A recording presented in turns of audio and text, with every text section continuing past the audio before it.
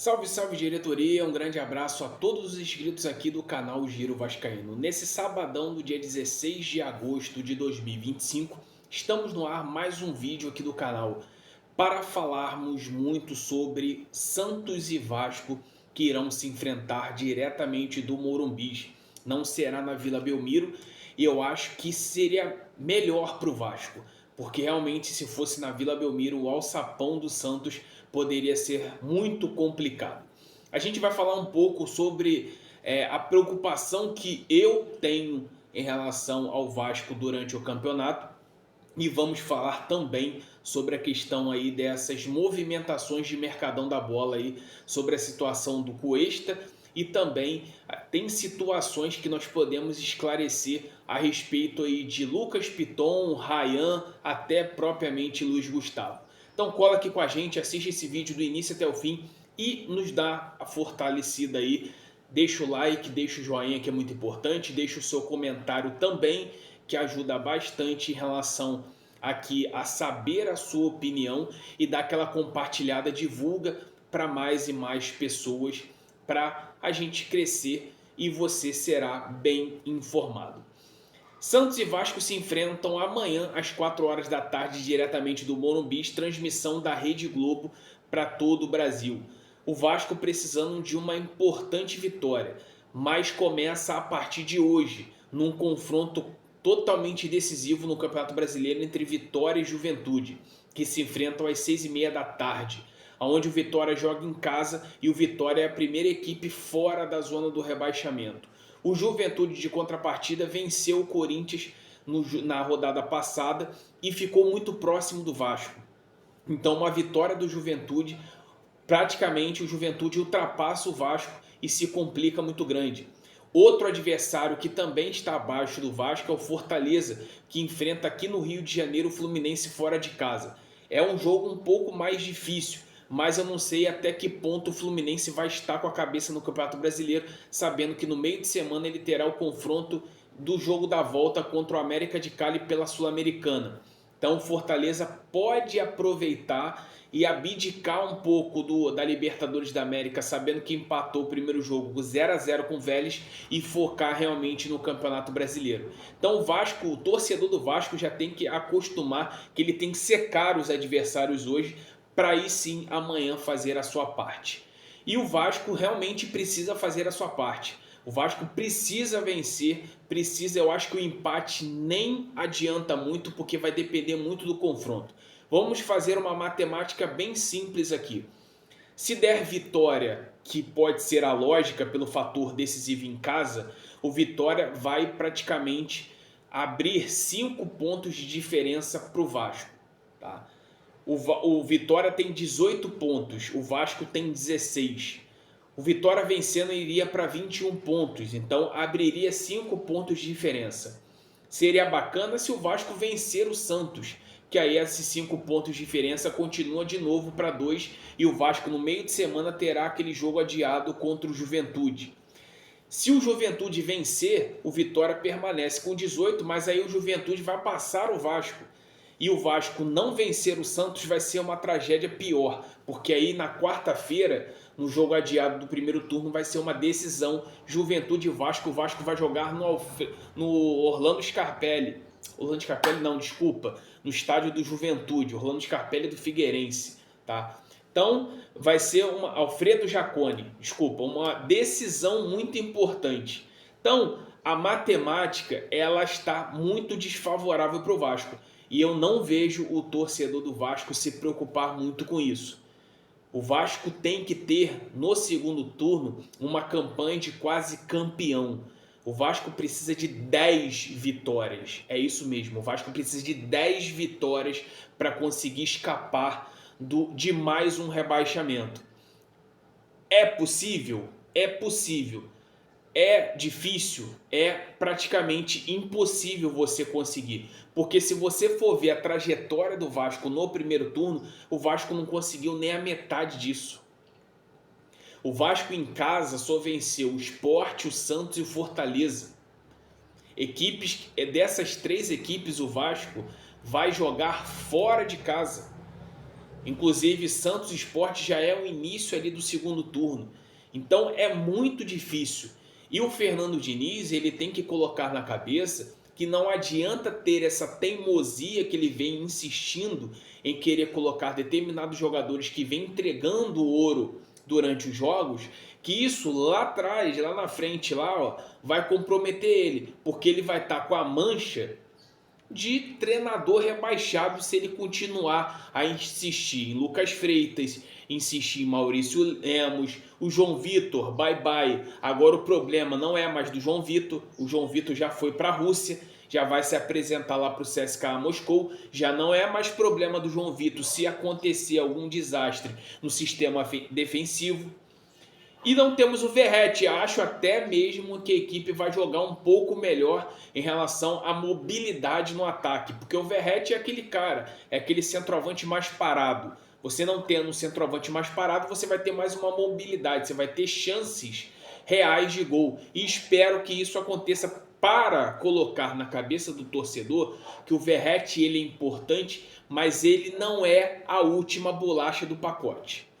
Ele pode ser decisivo, ele pode ter sido muito importante, mas não dá para ficar refém apenas do Verratti no comando de ataque. É muito pouco para um clube que quer escapar da segunda divisão. Então o Vasco precisa pontuar contra o Santos. Acho que o empate nem é muito favorável por conta dessa condição desses dois jogos que aconteceram hoje, tanto do Fortaleza e Fluminense como o confronto decisivo diretamente entre Vitória e Juventude. Então o Vasco tem que torcer no mínimo para vencer o Santos e Vitória e Juventude ficarem no empate para conseguir ali fazer uma boa pontuação para subir e sair um pouco aí dessa degola da zona do rebaixamento. Aproveitando agora, vamos falar sobre o Mercadão da Bola. O Vasco está muito próximo aí, mas falta algumas situações em relação ao zagueiro Carlos Cuesta. Qual é a situação? O Vasco havia proposto um valor de 5 milhões e 250 mil euros para o Galatasaray. O início, o Galatasaray queria vender o jogador por apenas 8 milhões de euros, que foi basicamente o valor que o Galatasaray gastou nesse zagueiro. Só que viu que apareceu um time russo querendo, mas o jogador não quis. Então o Galatasaray, precisando se livrar desse jogador, ficou muito refém da proposta do Vasco. E aí o que o Galatasaray fez? Aumentou a pedida. Falou assim, se você vai me parcelar esse valor, então eu quero 6 milhões de euros e aí eu parcelo para você. O Admar Lopes, inclusive, foi para a Turquia para tentar a contratação do zagueiro Carlos Cuesta, que não joga desde maio. Desde maio ele não joga uma partida oficial com muita minutagem.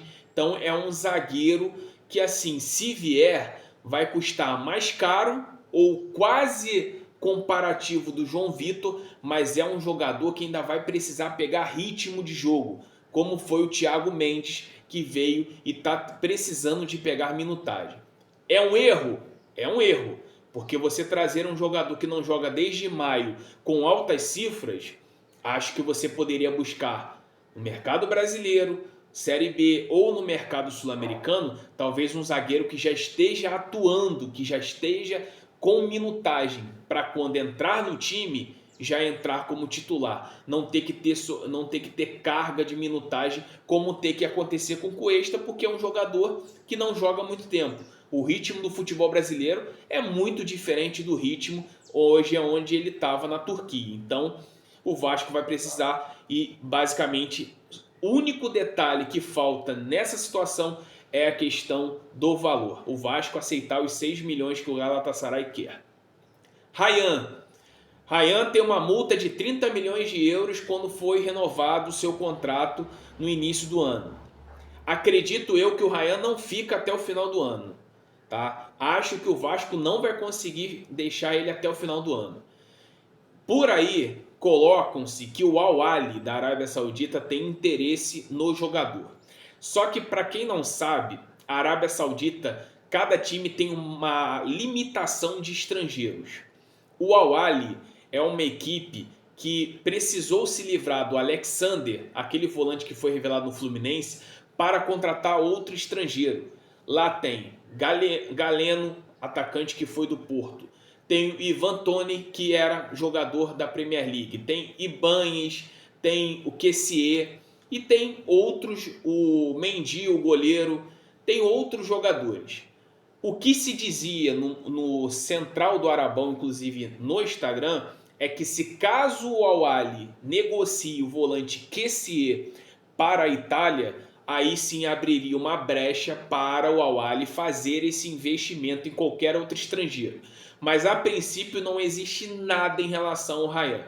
Eu acredito que ele não fica até o final do ano pela questão do Vasco precisar vender qualquer tipo de ativo. E se o Vasco vender o Ryan por 30 milhões de euros, acho justo pelo que ele está performando e principalmente porque o Vasco precisa no momento de grana, porque a diretoria não está sendo capaz de buscar investidores e até mesmo dinheiro novo dentro do Cruz Maltino. Então essa é a situação. Luiz Gustavo foi escanteado o Vasco. Tem clubes de olho, clubes espanhóis de olho no Luiz Gustavo. É um jogador que tem passagens pela seleção brasileira de base e é um jogador valorizado. É um jogador que pode muito bem qualquer equipe da Espanha ou até mesmo, por exemplo, um Girona da vida do Grupo City fazer uma proposta para desenvolver o atleta na Europa. Acho que o Luiz Gustavo já deveria ter sido titular há muito tempo, mas como o Diniz é cabeça dura, entre outras coisas, o sistema do Vasco é muito obscuro para a gente conseguir entender o porquê que o Luiz Gustavo não joga, enfim. E a situação exatamente de Lucas Piton. O Milan deseja e tem interesse em contratar um outro lateral esquerdo. Perdeu o Theo Hernandes para o Al Hilal, da Arábia Saudita. E contratou o Oscar Estupiñán, que é o lateral equatoriano que estava no Brighton.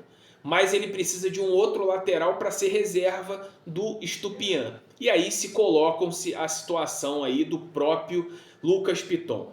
Eu te pergunto, se aparecer qualquer proposta em relação ao Lucas Piton, vende, porque o Lucas Piton é muito inconstante.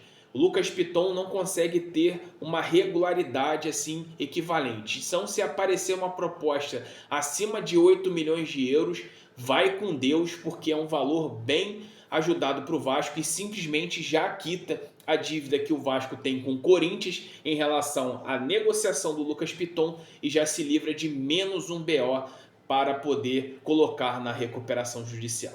Então, esse é o nosso vídeo de sabadão explicando para você todos os detalhes e gostaria que você pudesse dar aquela força para a gente. Se inscreve no nosso canal, deixe seu like, o comentário também é importante, dá aquela compartilhada, divulga. E além disso, tem uma opção aqui, hypar o vídeo. Hype o vídeo porque você vai estar identificando que o algoritmo do vídeo é muito bom e o algoritmo vai divulgar para mais e mais pessoas. Quer fazer parte do nosso clube de membros? Digita aqui, ó, clube de membros aqui do lado, opção inscreva-se. A partir de R$ 2,99 você vai estar ajudando aqui o nosso trabalho a se manter de pé. Um grande abraço para todos, um ótimo sábado para todos vocês. Fiquem com Deus. Até amanhã no nosso pré-jogo do canal Giro Vascaíno.